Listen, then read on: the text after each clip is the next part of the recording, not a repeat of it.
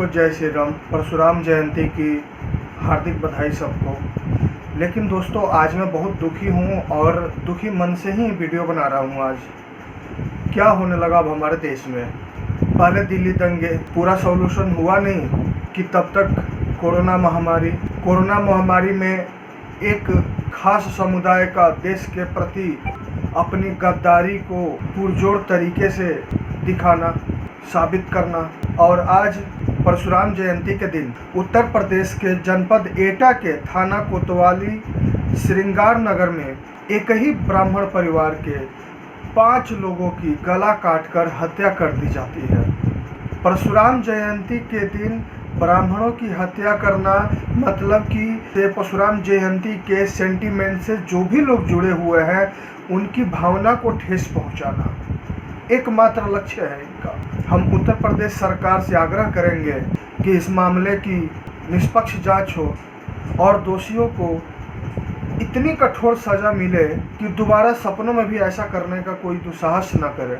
अभी 2 दिन पहले महाराष्ट्र के पालघर में 2 सन्यासियों की निर्मम हत्या कर दी जाती है। 500 की भीड़ थाने के बाहर अचानक से कैसे जुट गई आज तक पता नहीं चला। सबके हाथ में हथियार थे, उसके बावजूद पुलिस ने थाने से दोनों सन्यासियों को बाहर ले जाकर उनको क्यों सौंप दिया आज तक पता नहीं चला। पुलिस वहीं पर खड़े तमाशा देखती रही, हवाई फायर भी नहीं किया। हवाई फायर से भी बात बन सकती थी। मतलब पूरी की पूरी साजिश चल रही है देश को गुलाम बनाने की।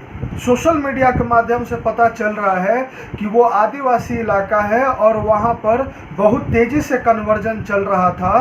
दूसरों की सरकार रहती, कांग्रेस की केवल सरकार रहती, केवल वामपंथियों की सरकार रहती तो हम कहते कि भाई हिंदुत्व के वो लोग दुश्मन हैं। लेकिन वहाँ तो बाला साहब ठाकरे का पुत्र उद्धव ठाकरे बैठा हुआ है। भगवा जिंदाबाद, जय श्री राम के नारे लगाकर उसने वोट लिए थे। दिखावे के लिए अयोध्या आया था राम मंदिर में। उद्धव ठाकरे, तुमको बता दूं कि तुमने बाला साहब ठाकरे का नाम बेच दिया, तुमने सौदा किया है। वहाँ की जनता ने जो वोट दिया वो तुम्हारे नाम पर नहीं दिया है। तुम्हारी तो औकात भी नहीं है जनता से वोट लेने के लिए, और नहीं भरोसा है तो दोबारा चुनाव करवा कर देख लो। तुमने अपने बाप के नाम पर वोट लिया और उस नाम को बेच दिया कांग्रेस के हाथों। अभी कुछ दिन पहले मैं छत्रपति शिवाजी का एक सीरियल देख रहा था। आप लोग भी जरूर देखिए, ये हमारा इतिहास है। अपने इतिहास को जानना बहुत ज़रूरी है, तभी आपको पता चल पाएगा कि हम लोग कौन हैं। जब पूरे हिंदुस्तान में मुगलिया सल्तनत रहती है तो शाहजी भोसले, जो छत्रपति शिवाजी के पिताजी रहते हैं, उनको मुगलों की गुलामी करने जाना पड़ता है। तो जीजाबाई कहती है कि हम यहीं रहेंगे, अपने घर पर रहेंगे। और छत्रपति शिवाजी मात्र 1 साल या 2 साल के रहते हैं और उसी समय उन्होंने सपना देखा था कि हम अपने बच्चे के मन में स्वराज के बीज बोएंगे। और वही छत्रपति शिवाजी आगे जाकर भगवा का परचम लहराते हैं। आपने तन्हाजी मूवी देखी होगी, अभी अजय देवगन की मूवी आई थी तन्हाजी की वीरता को देखकर आप सोच सकते हैं, समझ सकते हैं कि उन लोगों ने कितना त्याग किया था भगवा के लिए। शिवाजी के पुत्र संभाजी उनकी विरासत को आगे बढ़ाते हैं और भगवा का परचम लहराते हैं। लेकिन अफसोस, औरंगजेब ने उनको कैद करके उनके दोनों आँख फोड़ डाले, उनके पैर काट दिए, उनके हाथ काट दिए। लेकिन फिर भी संभाजी ने इस्लाम कबूल नहीं किया। संभाजी के बाद जब आप बाजीराव पेशवा की कहानी देखेंगे, बाजीराव 40 युद्ध लड़ते हैं। 4000 मुगलों के सामने 40 मराठा लड़े थे और उन्होंने भगवा का परचम लहराया था। 4000 मुगलों को हरा कर भेजा था। कितना त्याग किया था। बाला साहब ठाकरे को देखकर लगा था कि फिर से मराठा भगवा का परचम लहराएंगे, लेकिन उद्धव ठाकरे, अफसोस, तुमने भगवा को बेच दिया। तुमने बाला साहब ठाकरे की जितने कीर्तिमान थे सबको कांग्रेस के हाथों बेच दिया।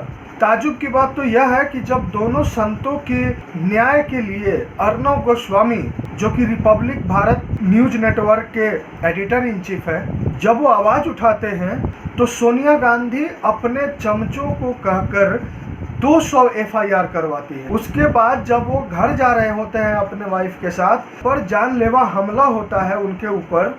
सुप्रीम कोर्ट में जब सुनवाई होती है तो जैसा कि आपको पता है कि देश विरोधी हर गतिविधि का एक ही वकील होता है, कपिल सिब्बल।